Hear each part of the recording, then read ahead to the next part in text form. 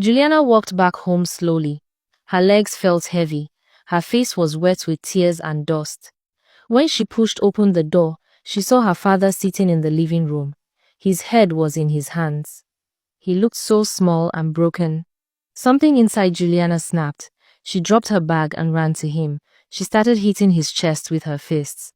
"Why did you let her go? Why did you not stop her? This is your fault. Everything is your fault." She hit him again and again. Her father did not move. He did not raise his hands to stop her. He just sat there and took it. His silence made her angrier. She screamed at him until her voice cracked. Then she collapsed on the floor and cried. Her father had not always been this broken man. Years ago, when he married her mother, he was confident and successful. He wanted a beautiful wife, and her mother was the most beautiful woman he had ever seen. Her mother wanted a man who could take care of her. She loved nice things and comfort. She did not want to work. "A woman like me should be taken care of," she used to say. Juliana's father did not mind.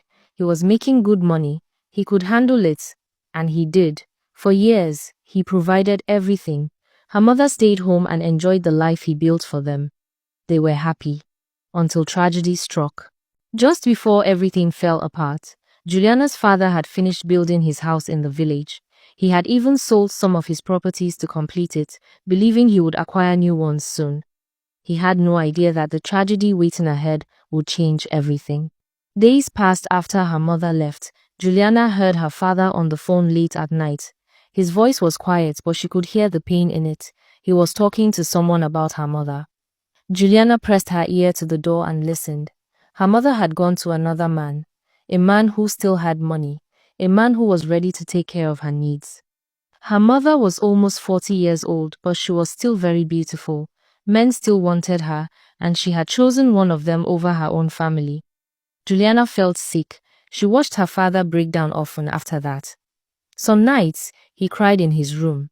Some days, he just stared at the walls and said nothing. Juliana did not know what to do.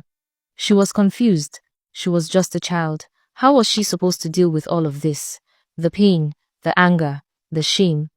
The only thing that saved them was the house. Her father had built it himself years ago, when business was good.